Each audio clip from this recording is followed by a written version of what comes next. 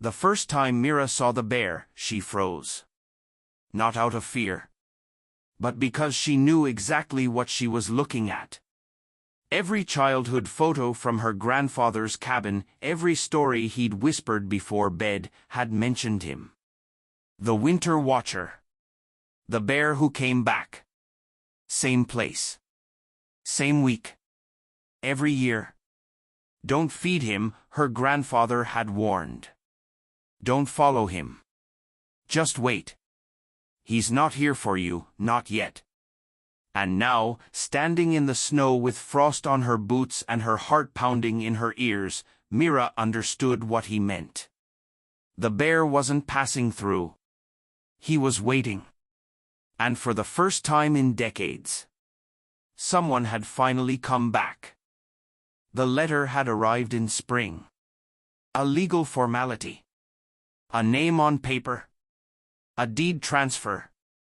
But Mira Lennox hadn't opened it until the first snow dusted the sidewalks in late October. She already knew what it would say. Property title transfer, Lennox, Elijah. Next of kin, Mira Lennox. Her grandfather's ranger post, deep in the northern Cascades, had been left to her. All 12 acres. The field station.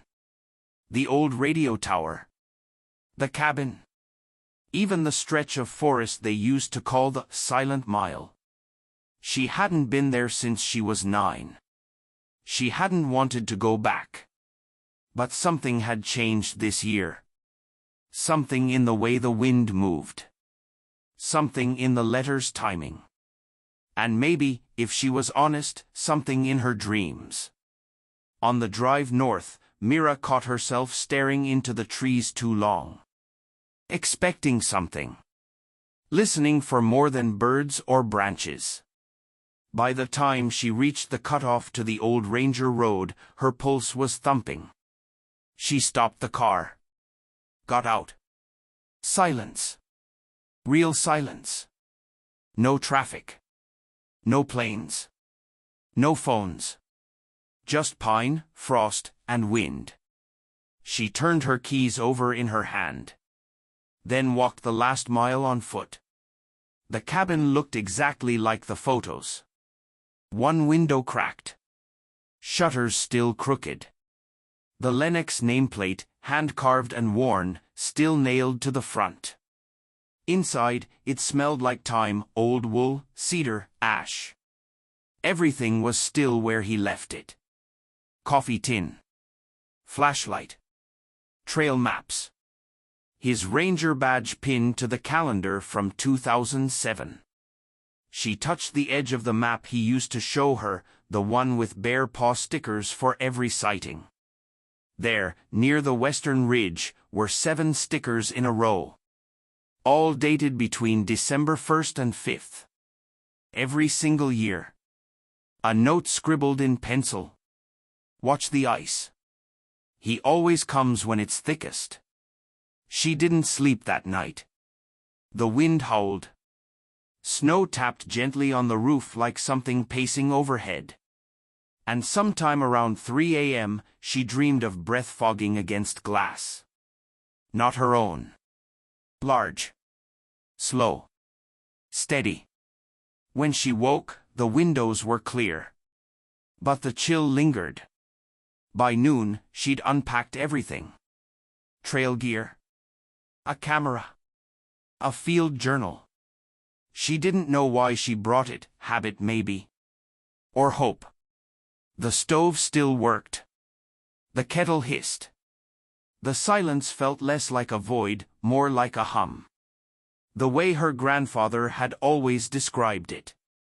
Let the forest talk, he used to say. You just listen. So she listened. And that afternoon, she heard something. A crunch. Slow. Deliberate. Too heavy for deer. Too soft for moose. She stepped onto the porch, squinting into the trees. And that's when she saw him. The bear was huge.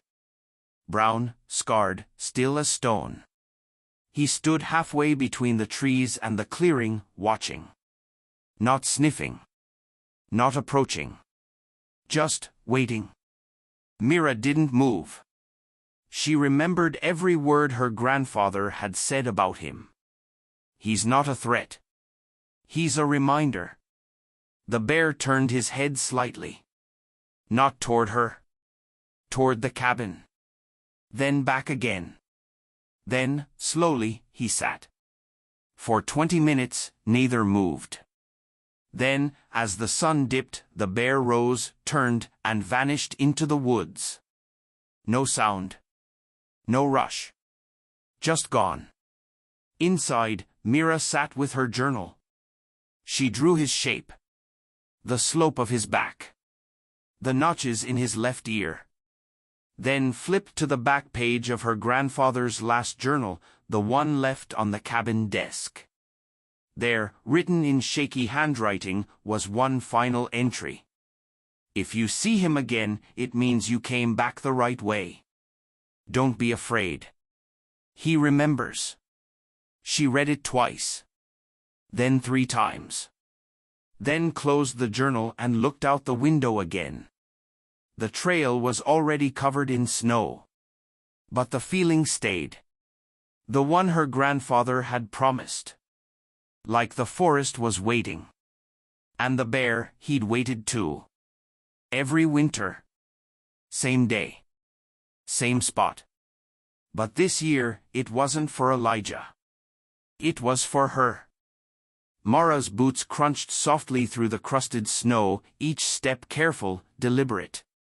The bear moved ahead of her at a slow pace, not lumbering as she expected, but gliding, heavy, yet graceful. His bulk wove between the trees like he'd done it 1,000 times. He didn't look back again. He didn't need to. She was following. Not out of curiosity. But out of something deeper, a pull in her ribs, ancient and specific. Something she couldn't name but couldn't ignore. Like muscle memory from a dream she never remembered having. They moved without sound between the trees. No birds. No wind. No distant snapping twigs. Only the shifting whisper of snow falling from branches under the weight of time. She glanced down often, checking for prints, terrain, signals of direction. The trail wasn't marked, and more than once she almost lost him entirely as he disappeared between the undergrowth and shallow slopes. But each time, just when she feared the silence would win, she'd spot the flicker of the red scarf swaying between the pines. It didn't make sense. None of this did. A scarf doesn't stay intact after 12 winters. A bear doesn't let it remain tied. A predator doesn't lead a human anywhere. And yet, here she was. Walking behind a creature that should not care. But clearly did. 20 minutes passed before the terrain changed. The woods dipped suddenly into a narrow ravine, not deep, but steep-walled and slick with compact snow. The bear paused at the lip, then slipped down the slope in 3 practiced movements. Mara followed, bracing herself as she half-slid down, her gloved hand skimming the dirt wall to slow her momentum. When she reached the bottom, the air felt different. Colder. Not in temperature, in history. A shallow stream lay ahead, frozen over, its surface etched with small cracks and old deer prints. The bear crossed without hesitation, paws thudding lightly over the ice. Mara followed, her eyes scanning everything. Something about this place was wrong. Or maybe not wrong, just untouched. She realized, with a shiver, that this wasn't part of any known trail. Not a single blaze mark. No ranger flagging. No boot prints. It was as if this part of the forest had been folded over, left out of time. On the far side of the stream, she spotted it. Carved into a half-rotted tree stump. TK Red Heart MK, the initials she and Tess had carved when they were girls. She stumbled forward, breath caught. I remember this. They had been 8 and 10, cheeks red from laughter and cold, daring each other to write something in the tree. Tess had insisted on putting a heart instead of a simple plus. It's not math, she'd said.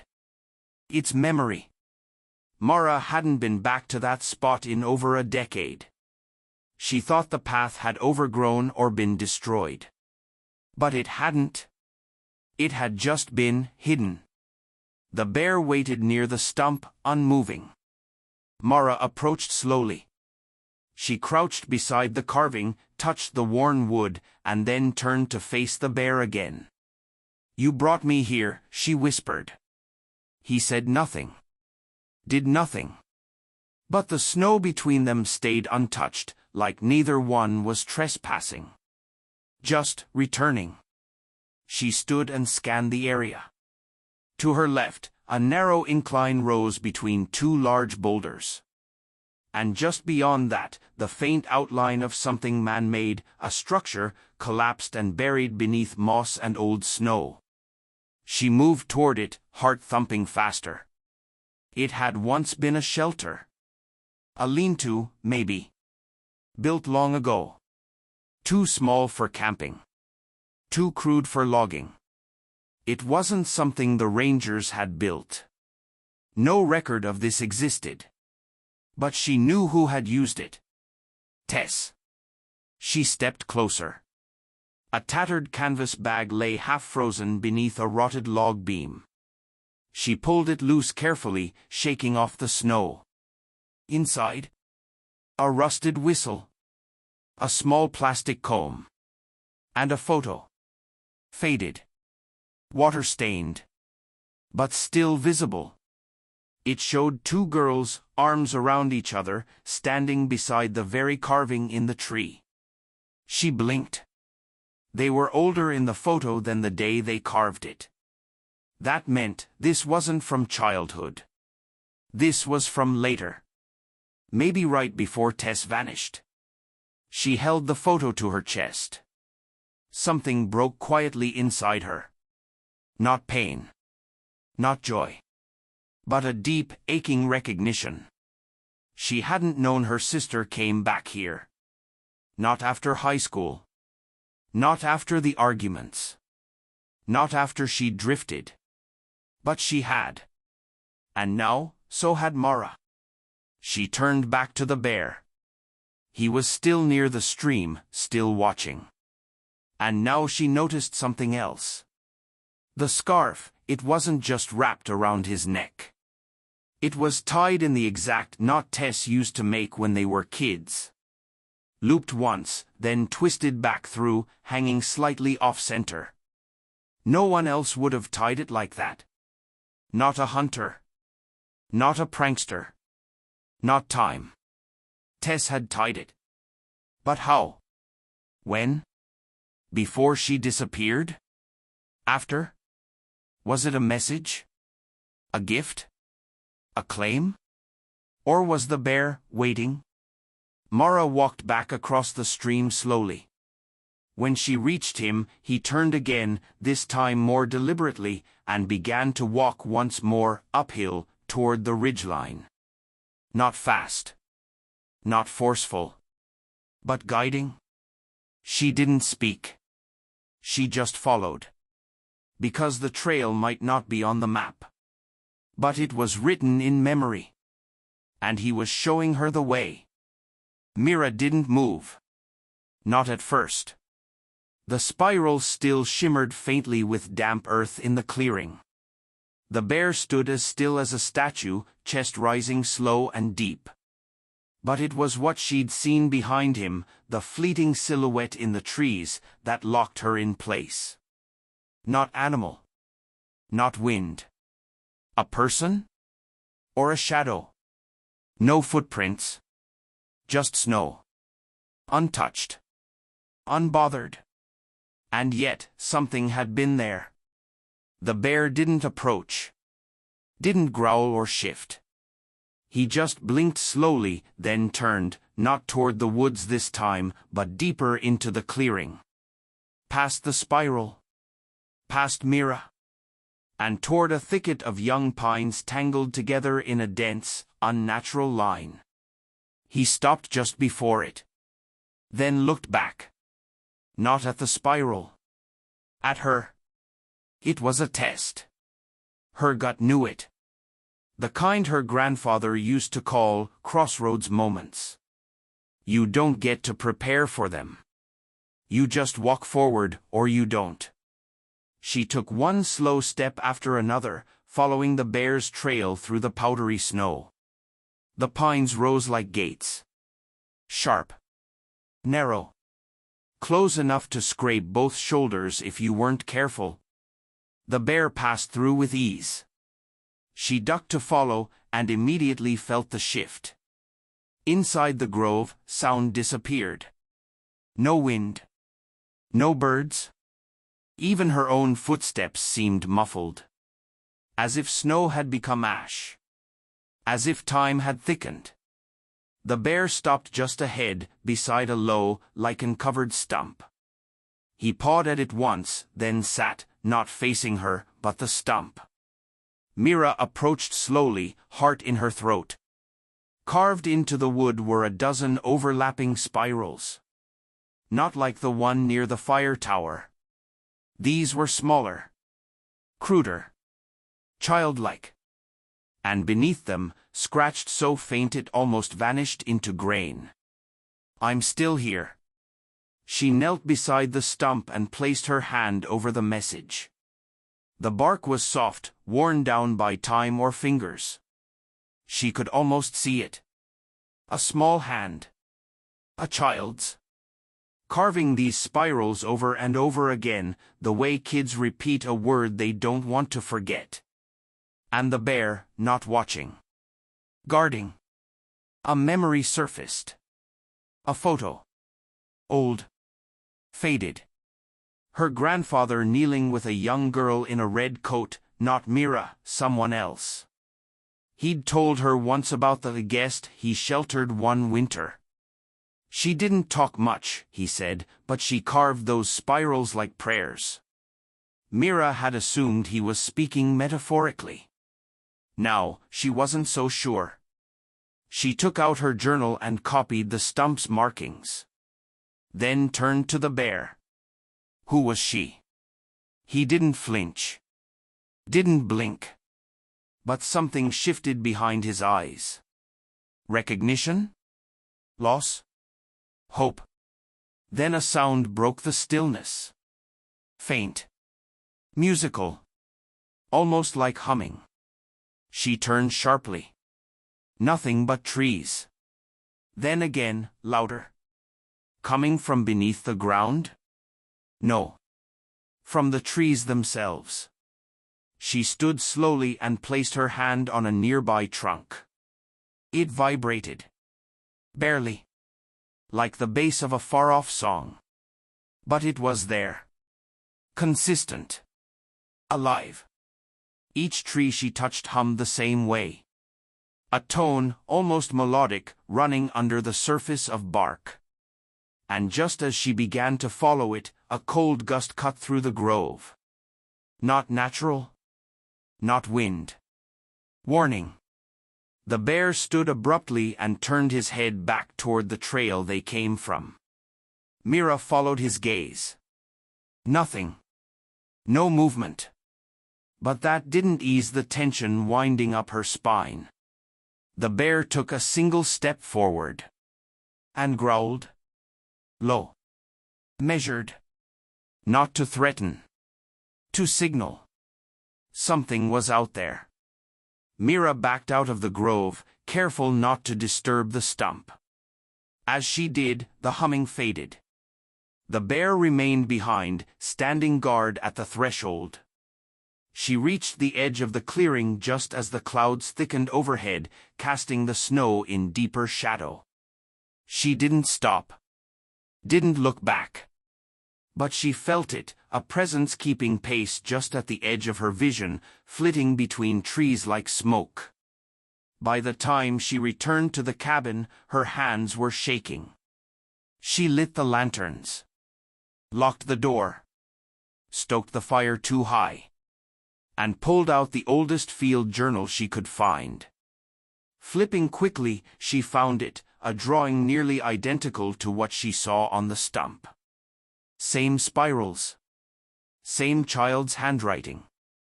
The caption read, "Winter, 1994. Girl found at mile marker 12. No name given. Stayed until spring. Disappeared during thaw. Bear returned next December." Mira sat back, mind racing. The child. The carvings. The bear. It all connected. And her grandfather had known. Not just believed. Known.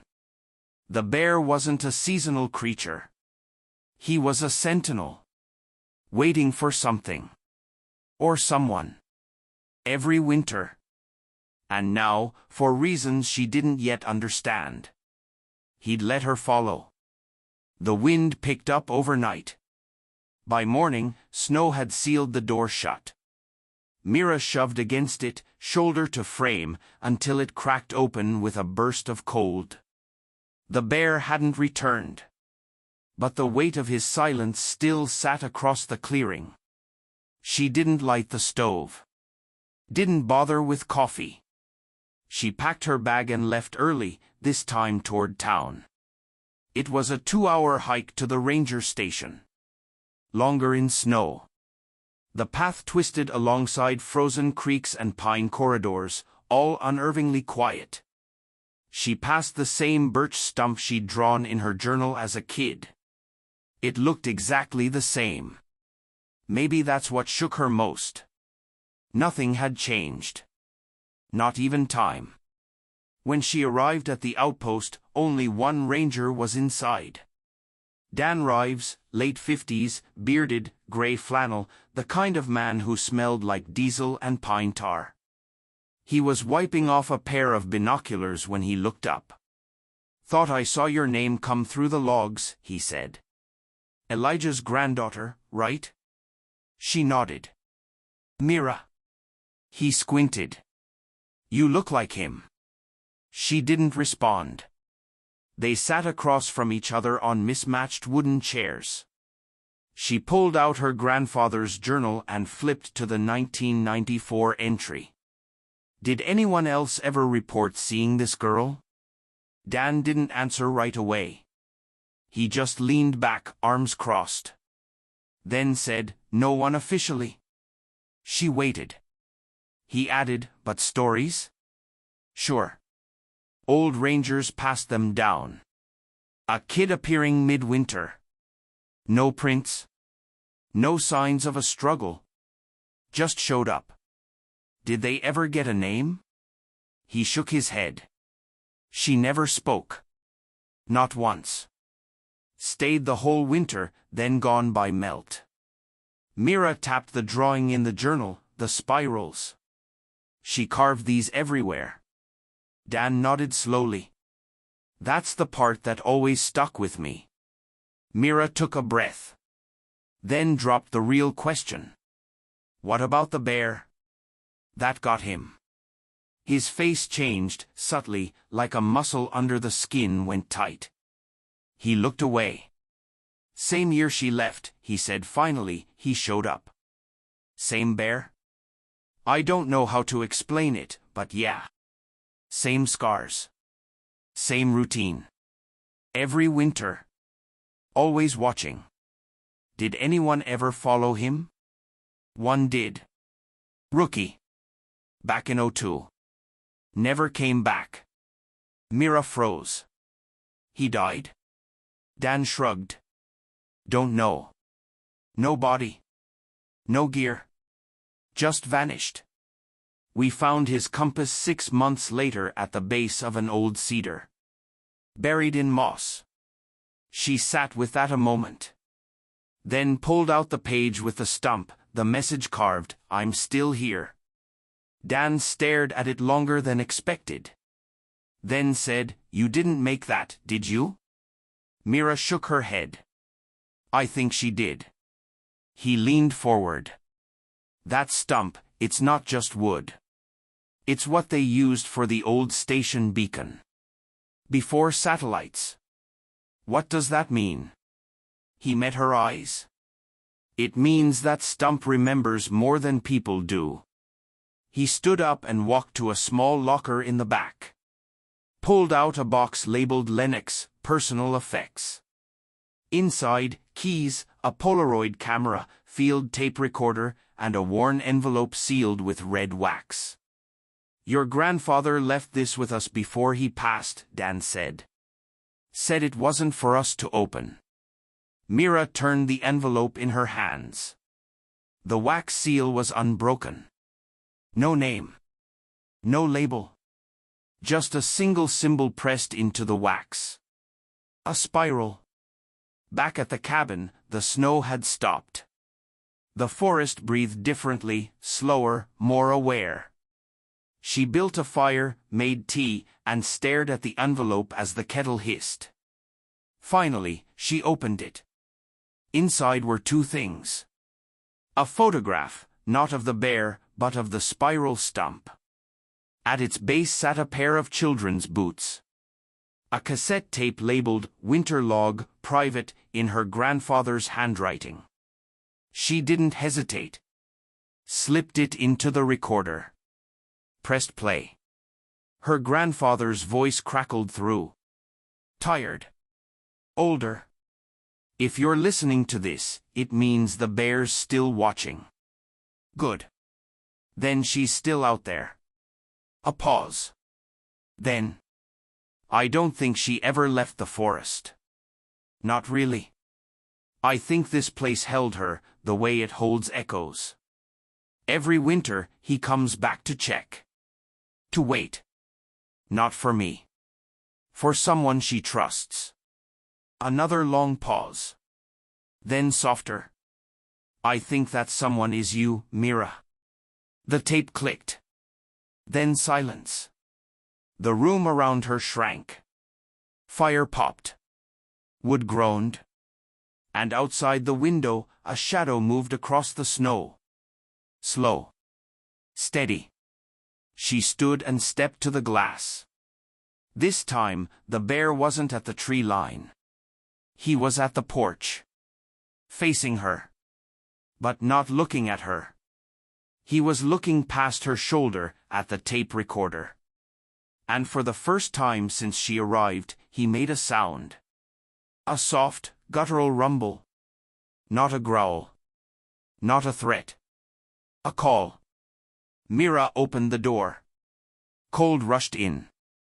The bear didn't move. Just lowered his head slightly. Then turned. And walked back into the trees. This time, she followed.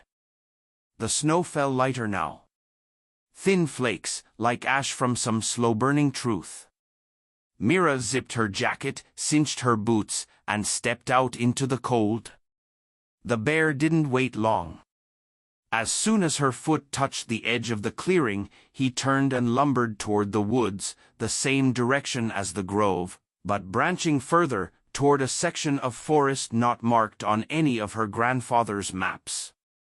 That should have worried her. It didn't. For over an hour, she followed him. He moved slowly, deliberately. At no point did he turn to check for her. He simply knew she would follow. The trees thickened, but the ground beneath stayed level, unnaturally so. No dips. No roots. Almost like the land had been cleared long ago, and then forgotten. They passed an old ranger sign, broken in two. Area closed, unstable soil. But the lettering was almost gone, and the sign half buried in ice. Eventually, the bear stopped. At first Mira didn't understand what she was looking at. Then she realized. It was a cellar door. Half-rotted, sunk at an angle into a small hill. The structure around it had collapsed long ago.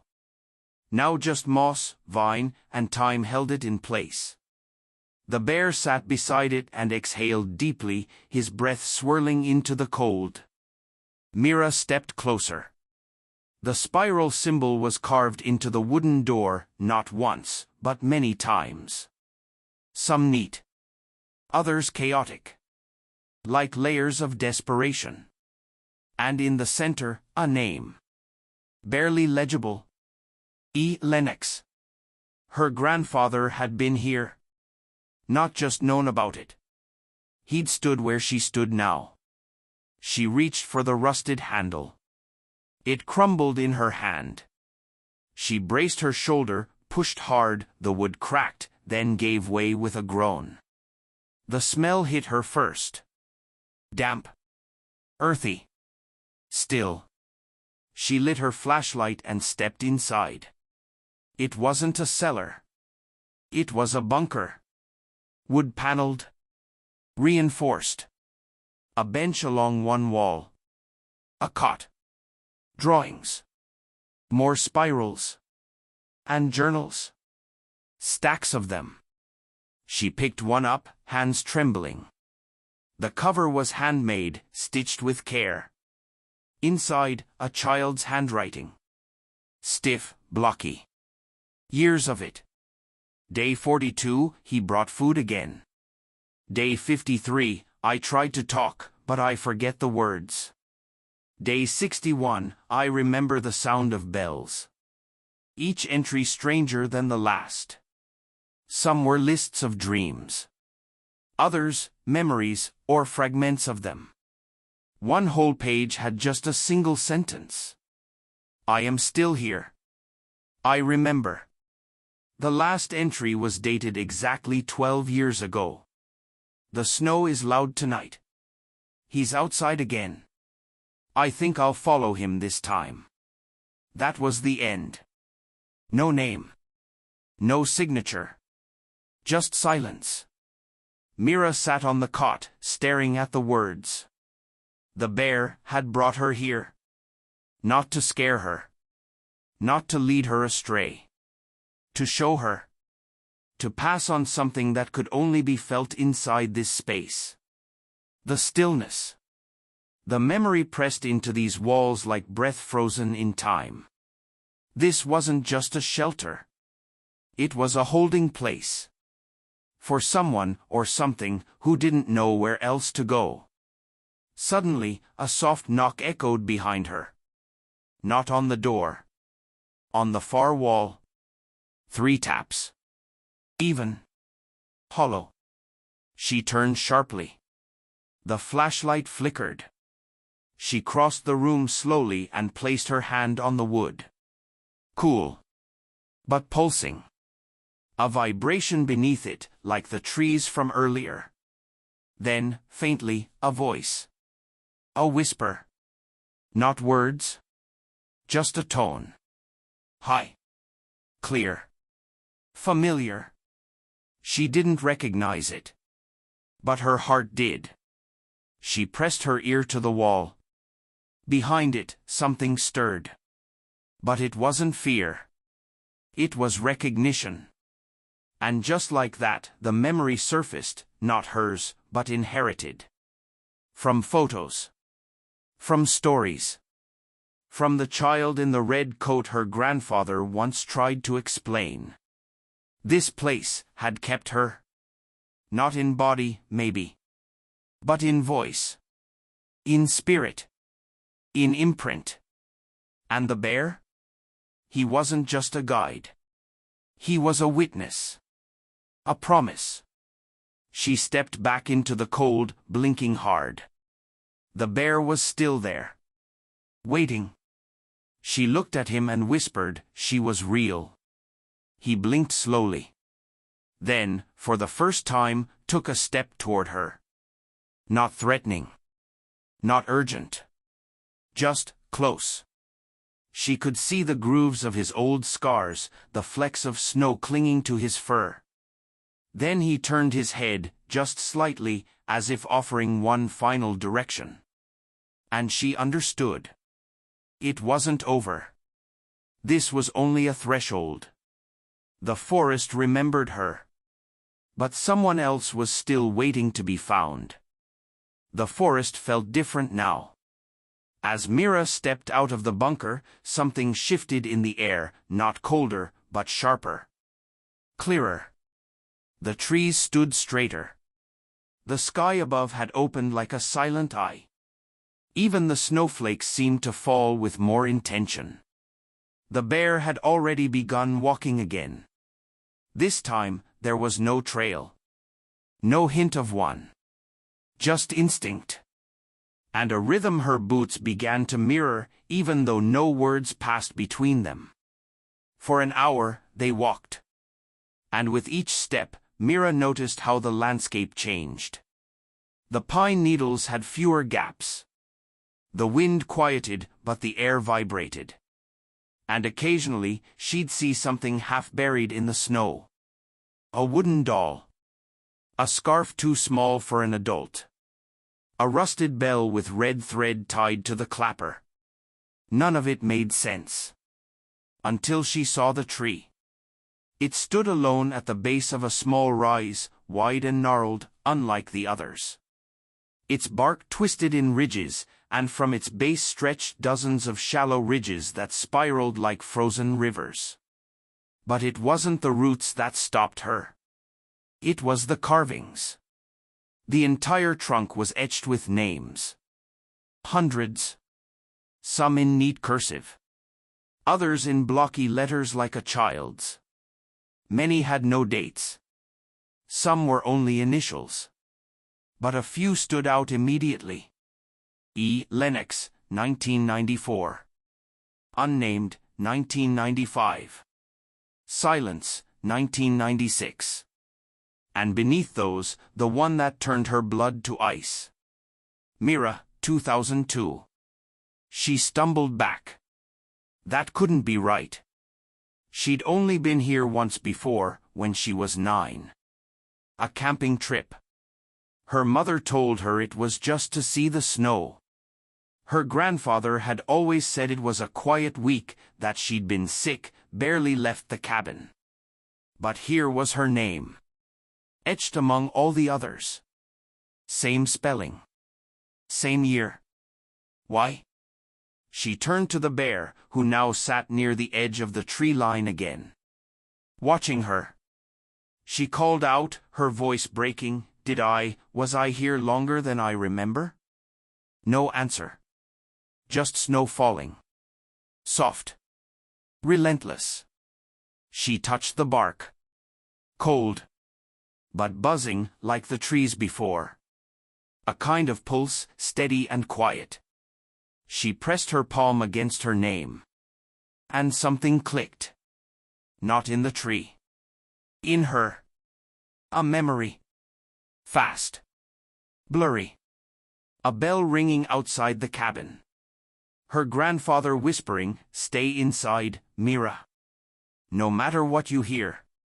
A girl's voice calling from outside, soft, cracked. "Please. He's not coming back. I'm so cold." And then, silence. Until now. The forest hadn't kept her from remembering. It had waited until she chose to. And now, that choice had been made. She turned to the bear. I heard her. Still no movement. But he blinked slowly. She walked around the tree, hand brushing each name. Some felt warmer than others. Some tingled. At the back of the tree, she found something else, a small hollow. Inside, a journal. Sealed in waxed leather. Newer than the rest. It had only 2 words on the cover. Return log. She opened it. The pages were full of spiral patterns. Dozens of them. Each one slightly different. Some with arrows. Others with dates. Some with names. Others blank. And on the last page, one final note in her grandfather's hand. The forest doesn't forget. But it does forgive. Bring her home. Mira clutched the journal to her chest. The wind shifted. Not harsh, beckoning. She turned to the bear, tears in her eyes. I want to see her. He didn't move. But the moment she said it, the trees behind him parted, not literally, but with subtle grace. As if something cleared a path where none had been. And beyond that, a glow. Dim. Pale. Like lanterns hidden behind frost. Mira stepped forward. Each crunch of snow beneath her feet echoed louder now. Not in volume, in feeling. She was walking towards something sacred. Not magical. Not haunted. But held, with care. With promise. And as she crossed that last ridge, the glow became clearer. A ring of light. Not fire. Not electric. Just a kind of presence in the air. At its center, a single stone pedestal. On it, a scarf. Red. Threaded with age. Folded carefully. And beside it, a wooden carving of a bear and a girl standing side by side. She stepped closer. And suddenly, her breath caught. From the shadows beyond the ring, a shape stepped forward. Not a ghost. Not a trick of light. A girl. Her face pale but eyes bright. Wearing the same coat from the photo her grandfather once showed her. Mira whispered, "It's you." The girl didn't speak. But she nodded. Then pointed to the scarf. Mira picked it up. The red thread unraveled just slightly, revealing a stitched word at the edge. Home. The girl smiled. And in that moment, the wind around them changed. Not colder. Just complete. Like a breath held too long finally released. Mira turned to find the bear. But he was gone. Not vanished. Just done. His part fulfilled. She looked back at the girl. She was gone too. Only the carving remained. And the path home was lit with faint light. For the first time, Mira wasn't afraid of forgetting. Because now, she remembered everything. The forest felt stiller than ever. Not empty. Just complete. Like a final chapter waiting for its last word. Mira stood in the ring of light, red scarf in hand, the wooden carving still warm from the memory it had just shared. She didn't cry, not because the moment didn't deserve it, but because the silence around her was too sacred for tears. She folded the scarf and tucked it carefully into her coat. And when she turned, the glowing grove had already begun to dim. It wasn't closing her out. It was releasing her. The path back wasn't marked, yet she didn't need direction.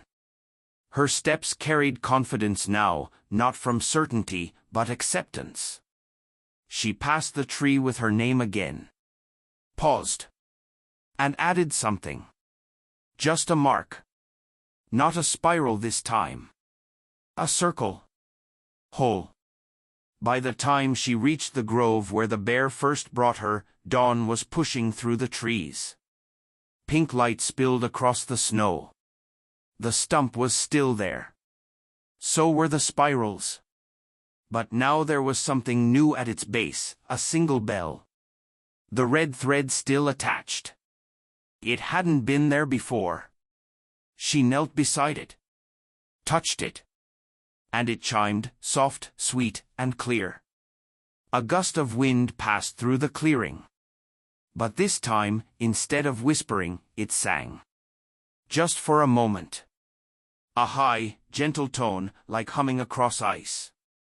She stood and looked once more toward the trees. The bear hadn't returned. He wouldn't. She knew that now. But he'd left her more than memory. He'd left her direction. Back at the cabin, the fire had gone out. She let it stay that way. Instead, she packed slowly. She didn't take everything. Only what mattered. The journal with the return log. The envelope with the spiral seal. The photograph of the boots by the stump. The red scarf. And one cassette tape. Not to prove anything. Not to show anyone. Just to carry forward what should never be buried again. She left the rest. Let it settle into the wood and dust. The cabin wasn't just hers now.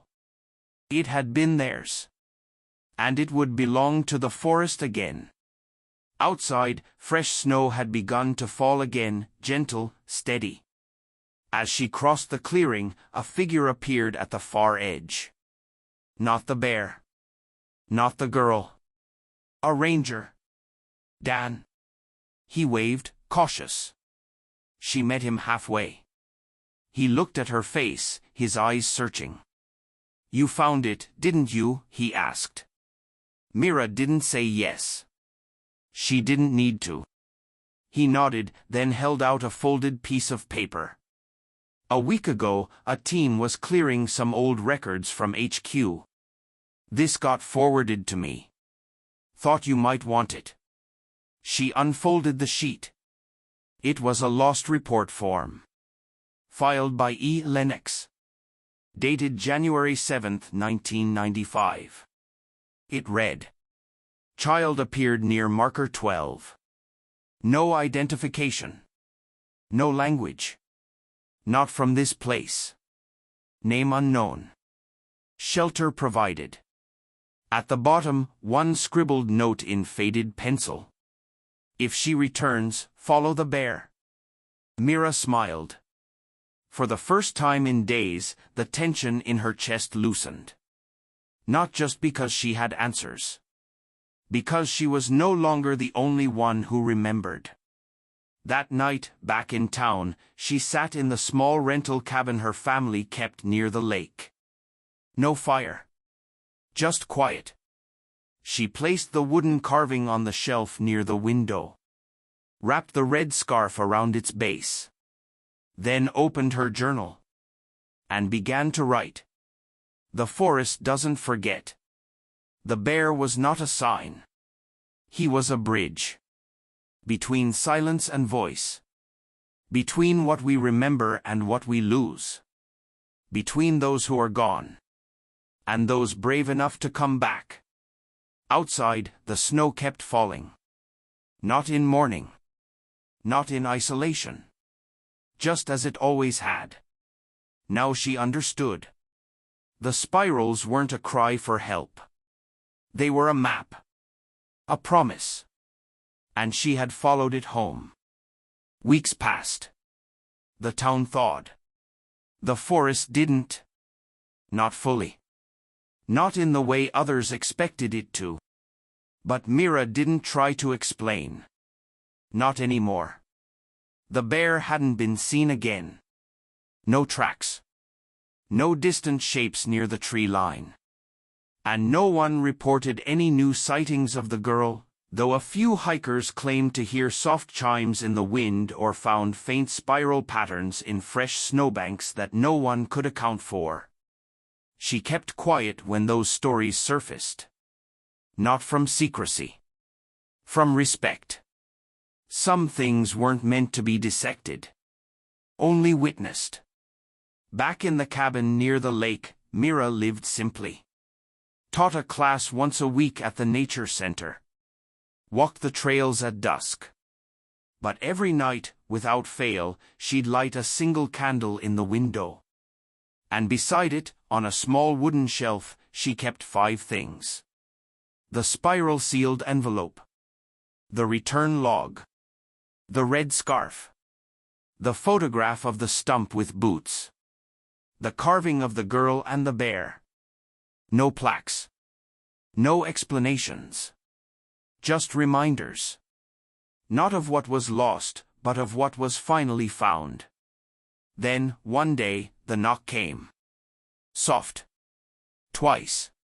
She wasn't expecting anyone. She opened the door. A boy, maybe 10, maybe younger, stood there. Wool hat. Red cheeks. Wide, uncertain eyes. He didn't say anything. Just looked past her, into the room.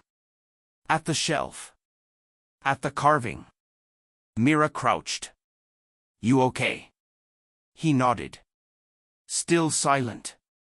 She tried again. Are you lost? He looked up slowly, then whispered. He brought me here. A chill ran up her spine. She stood and stepped outside, looking past him. No one. Nothing. But as she scanned the horizon, her breath caught. Near the tree line, where the slope curved out of sight, a faint trail of paw prints in the snow. Fresh. Massive. And beside them, smaller ones. A child's. The boy turned and pointed toward them. He said I should find you. Mira took a long breath. Knelt again. What's your name? He looked down, voice trembling. I don't remember. She blinked. Then gently wrapped the scarf from the shelf around his neck. It's okay, she said.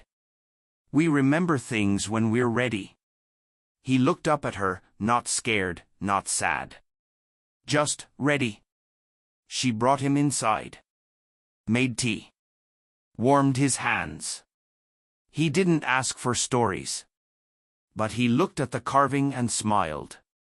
That night, they walked to the stump together. The snow was falling again. She handed him the journal. I'll write the first part, she said. But you add your own. He nodded. Sat beside the stump and began sketching spirals in the snow with a stick. Over and over. Some perfect. Some not. But all sincere. Mira stepped back, letting the moment hold its own space. The forest felt still again. Not waiting. Not hiding. Just watching. In the distance, a faint chime echoed. Not from a bell. From the memory of one. She closed her eyes. Smiled. And whispered to the trees. Thank you. Not for the ending. But for the beginning. The spiral was no longer a symbol of loss. It was a doorway. And tonight, it had opened once more.